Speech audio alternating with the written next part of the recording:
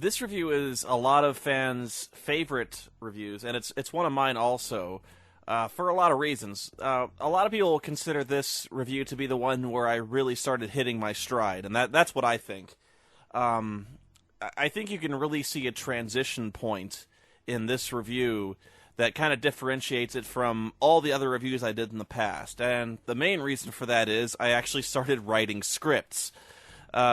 I really don't know what I was thinking, and I guess if you're looking at the evolution of a filmmaker or a critic or something, it seems really stupid when the author all of a sudden realizes, hey, you know what, it'd be really funny if I actually started writing this shit in advance. But that's kind of what happened, and I guess what I was trying to do at first was emulate critics more like the critics I was talking about before that had a more off-the-cuff style. I was not actually trying to emulate the angry video game nerd, and I think the format of those early reviews really proves that. When I started writing scripts for episodes like this, I wasn't trying to emulate the nerd. I just kind of realized, as I was piecing those older reviews together, that it would just be a lot funnier if I'd put even a little bit of foresight into planning the jokes out, planning the bits out for these reviews. I could have recurring jokes, I could have better jokes, I wouldn't be searching for words all the time, there'd be less dead space, the review would be tighter, and I'd get a lot more fans. People would come over and visit the site, and they'd have a better time than if I was just kind of improvising over gameplay footage. So that's what I did. But even at this point, I didn't really have a script, as in not everything was absolutely written. I guess my first step was just writing an outline. Basically, I storyboarded in a form of like an outline, bullet points, step by step, what kind of scenes I wanted to include, what jokes I wanted to remember, what bits I specifically wanted to put in. And from there, I kind of pieced the scenes together and did multiple takes, going through each scene several times, and I basically knew what I wanted to say, because I've had this review in me for a long time. I just didn't have the footage, and so this game I actually played from beginning to end, I think maybe twice, just to get all the footage I wanted, because some of the footage I kind of had to get staged, like especially the puking soldier stuff. You kind of have to manipulate them into getting them to puke at certain points. Like the simultaneous puking actually happened to be spontaneously at one point, but I had to go back and kind of trigger it again. And you can actually pretty easily do that by luring them into really gory rooms. They'll all just start puking in unison. But anyway, yeah, this one had more of an outline structure than anything else. But beyond this, absolutely everything in the reviews from this point on is scripted, like every word. I do kind of stray sometimes when I'm recording live, but I just think it flows a lot more smoothly. The reviews are a lot tighter, and it's a lot funnier now that I've moved to a much more regimented structure for these reviews. This is also one of my favorites in terms of I probably have the most personal connection to this game than any other game I've ever done before, mostly because I felt really screwed buying this game. I love John Carpenter's The Thing. If you don't know what that is, you should definitely go check it out if you're at all a fan of horror movies. It's one of my favorites because I think it was actually years ahead of its time in terms of just sheer balls. It had such fantastic special effects and gore, and it could have so easily turned into a disaster. I guess for me, it just had a very bleak ending, and it was so aggressive and I don't know what the word I'm looking for is, but a lot of people have tried to kind of copy this formula for The Thing, and there's even an X-Files. That's the What Is Love bit. I love this. Anyway. A lot of shows like the X-Files even have tried to copy the success of The Thing, even down to the setting, where there's a bunch of people trapped in an Arctic research station. I think it's called ICE. I think it's first season. And that was even one of the better X-Files episodes. But if you've seen The Thing, you can see the similarities there. And it doesn't hold up, because John Carpenter's film is far superior. A lot of people like this game, too. I actually got flack for hating on this game. I don't know why they liked it. Really, I guess they liked the trust system that was a part of this game, where you actually had to work to earn the teammates' trust. But I guess my two complaints with that was, one, the trust system was so rudimentary and pathetic, it wasn't even really a system. It was just like, if you gave your partner a gun, he trusted you. If you didn't, he didn't. And also, it doesn't really matter if they trust you anyway, because everyone you meet in this game is a thing. Everyone is an alien. So I don't care if they trust me or not. Plus, the trust system, it kind of falls flat on its ear, because there's only a few times you need to employ it to get through a space. Like, sometimes you'll have to make a guy let you through a door. But in that case, they basically just hand you the implement you need to get the guy to trust you. So it'll just be like, oh, here's a blood test. Use it to get the guy to trust you. So you do, and he lets you in. The combat was really nothing special, because maybe you thought it was complex, or maybe you thought there was some kind of synergy to the weapons, but really all it was is you wore a guy down and you set him on fire. That was it.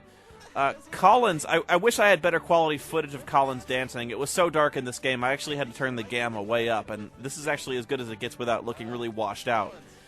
But I actually hadn't noticed Collins dancing before until I started playing this game. From what I understand, this is actually a gameplay glitch. The guy is not supposed to be actually flailing around all the time. This is just kind of a movement thing he does when he starts to panic. But for some reason, he still flails around and keeps following you. But I don't know why he panics and then turns into a thing. You know, either these tests really don't work, or this game is bugged up the ass. Yeah, that was my other complaint, was the trust system falls flat on its ear again when you realize that it doesn't matter if you've tested somebody, because they will always turn into a thing at certain trigger points on the map. Always. So there's no point in using the tests at all. I don't know what I would have done with this game, because I think the reason most people like it maybe is the fact that it's a shooter, a survival horror shooter, and I really can't think of anything of that type before The Thing. But it's still not good. There's just so many things wrong with it. I just never liked it, and I really felt betrayed, because John Carpenter himself was endorsing this game all over the place. Coming up, you'll see one of the most enduring gags that I've ever done, and that's the fuse box count. I've actually tried to kind of shoehorn this bit into other reviews with very little luck, because there's just not that many fuse boxes in games, but this was such a good bit in this review, because literally every 10 feet you were messing with a fuse box. You just had to hold the use key down and fix these fuse boxes. They were all over the place. You just spent so much of this game fixing fuse boxes, and I think there were even... I don't even think I got through half of them with this bit. There had to be at least 60 in this bit, and I think I said there were 48 or something like that. But I actually left most of the footage of the fuse boxes out. But it's always a good bit whenever I can use the fuse box count, like the Final Fantasy VIII review. When I threw that one in there, that was classic. That was good stuff. And so people who've seen the reviews, it's really funny. And at first I kind of thought people wouldn't like it, but I got a lot of comments, and people really enjoy it. And actually, I've seen a few people point out moments where I could have included the fuse box count. They kind of request it. It's kind of like the "I heard that, Curtis" thing. There were times in the Phantasmagoria review where people were actually saying, "You know, you could have said 'I heard that, Curtis' there." I just told the audience, "Fuck you." This made me really mad, though, and I had to mess with this. Even when I was playing this the first time, I was like, "Seriously, are we going to do this the whole game?" I think pretty soon I point out some things that bug me generally in a lot of games. One being really illogical weapon placement and ammo placement. I know that it's really hard to play this type of game without having a lot of ammo on hand, but at the same time... Oh, the exploding kitchen, right? But oftentimes I have a real problem with the fact you'll walk into, like, a lingerie shop or a kitchen and find a box of shotgun shells. Or you'll be in some hospital room where there's like an observation room, and on a gurney you'll find a box of 357 Magnum shells. I never got that, and I know that the game kind of wants you to stay fresh on ammo, but for some reason it really takes me out of that type of game, and I don't know why, but this game really was guilty of that in a lot of places where, like for some reason there's just ammo everywhere. Like, who brought this ammo? Did the soldiers bring it with them and just, like, throw it around like candy, like hiding it like Easter eggs? Or did the original science team in the movie have all this ammo just laying around, and why did they need it? Were they currently at war with Norway or something? I don't know. Another thing that bugged me was the infestation of head crabs. I actually don't know whether this coincided with Half-Life or not, but the use of head crabs was pretty egregious. Right. This boss kills you as soon as you walk through the door because it instantly damages you before you have a chance to react. It'll only kill you if you're really, really low on health, but when I walked through that door, I was. So, actually, I thought I had bugged the game up because I didn't know why I was dying. I would just walk through there. I walked through there like 4 or 5 times wondering why I was dying. And then I used a health pack, and then I walked through. I still got punched, but that was why I died. But that was one of the really frustrating moments because I actually thought I couldn't finish the review because I couldn't get all the footage I wanted. Yeah, the voice actor behind this guy is actually the cigarette-smoking man from the X-Files, which is kind of an interesting little closed loop because, like I said, there's an X-Files episode called Ice that almost directly rips off The Thing. This character actually looks a lot like John Carpenter, the guy with the white hair. And I don't know, actually, I think he gets shot in the back by the bad guy. Oh, but interesting story about the movie itself. Some of you may not know what Riff Tracks is. If you don't know, it's the cast of Mystery Science Theater, basically, who, they're kind of still doing their Mystery Science Theater thing, although what they do is they riff a movie, and then they release that commentary track as, like, an MP3 that you play over top of the DVD itself. And it's like watching Mystery Science Theater without the little Shadowrama puppets. But anyway, long before there was a Riff Tracks, I was actually doing a few audio commentaries much in that style. They weren't anywhere near as good. I never claimed that. But I was actually looking for a way to try and sell these in some fashion or make them available. My problem was I couldn't get them synchronized up with the movie well enough, something that Riff Tracks actually did much, much better.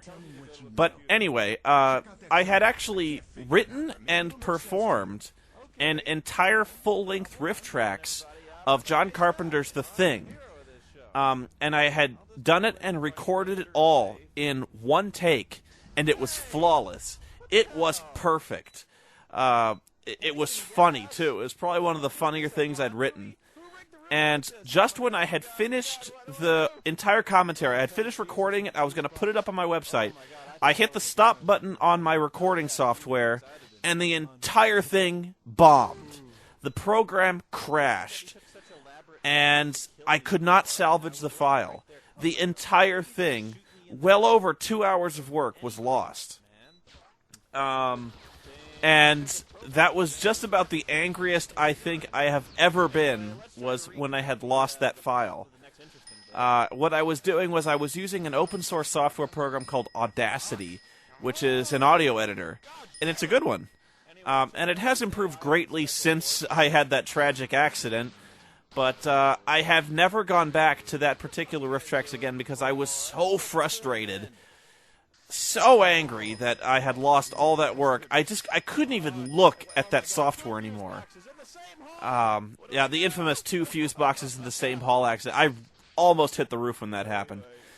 But the Riff Tracks thing, it's basically why I stopped doing the Riff Tracks things on my website. Was because I was so angry, and I didn't trust the software anymore not to crash as I had done it. Now, I have gone back to that style. Like, Phantasmagoria is essentially a Riff Tracks of the entire game. It's a lot different from most Let's Plays you'll hear. But I actually found a much better way to go about doing it where I don't have to risk losing all my data in a crash. It was really foolish, actually, to try and record it all in one take. And it was good. I had done it well, but when you do it all in one take, you risk losing all that data. And also, when you do it all in one take, for some reason, the software will introduce kind of a drift where you'll lose synchronization with the movie, just in terms of like hard drive thrashing. Like when it tried to access the hard drive, it may introduce like a half second of dead space or like CPU memory usage, stuff like that. Timing goes all over the place, so it's actually best to kind of record it in small takes and piece it together from there, just to make sure your synchronization is good, to make sure you're not losing anything, so you're saving often, that kind of thing. Now I'm skipping to the very last confrontation of the game.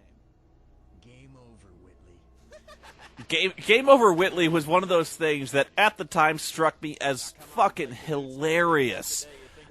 Even now, I really can't even think of that line without cracking at least a smile. But I don't think it caught on as well as I thought it would. I thought people would hear "Game Over, Whitley" and just lose their shit like I did. But I guess it was kind of one of those you had to be there kind of jokes. You gotta be fucking kidding. But you are not alone. Somebody in a very dorky hat. Spoilers for the movie, which I guess I should have warned you guys about if you hadn't seen it, was, McCready comes back in this game, and it's bullshit. There's actually a lot of fan debate going on about the rather ambiguous nature of the ending of the movie. And the game pretty much answers that question for you on whether or not McCready is a thing, whether or not Childs survives. There's a lot of debate on what's inside the bottle that they pass around at the end, which is basically answered in this version. And that makes me really mad because this is actually an officially sanctioned game by John Carpenter himself. So he's basically saying the ending to this game is canon. It's official. So he's basically just ruining the ending to this movie, which I thought was rather elegant in its bleakness. It satisfies my emo gland in saying that McCready survives. This is also one of the worst boss fights I can remember, not because it's hard, not because I die a lot, but because it stacks kerosene barrels in rather obvious patterns around the creature. You're just very fortunate this guy chose to turn into a giant tentacle monster in the exact middle of this triangular arrangement of kerosene barrels. The best part of McCready is his very identifiable kind of Frito Bandito hat. I've actually looked for this type of hat, and I don't think you can buy it anymore because I don't really think you can pay people to wear it socially. It must be some kind of, like, bushman's hunter's hat. I don't know, but it was amazing, that hat in that movie. It was... I wouldn't change a thing, honestly. This is one of the few times you'll actually see me not in my bedroom. I recorded the majority of this stuff downstairs, and I think I recorded a lot of it, the live footage where you see me, which isn't a lot, but I probably recorded that on a webcam. I had a good one, but it still looks nowhere near as good as the DV cam footage I used. It looks like I filmed it on a pretty good webcam, but I think it was just mainly because of laziness that I wasn't willing to hook up the DV cam. I basically had to plug it in, and I didn't want to do that, and I had to hook up the FireWire cable. And so it was just laziness, really. But the sound and video of the webcam is nowhere near as good, and I stopped using it almost immediately after this. You guys deserve better. Oh, I also put in footage of the E.T. game cartridge, me gagging on that, because some people accuse me of not actually owning that game. Of like piracy or something of the Atari game, and I was like, really, you're accusing me of piracy of an Atari game? So I actually included me with that game cartridge to prove I actually had it, so there.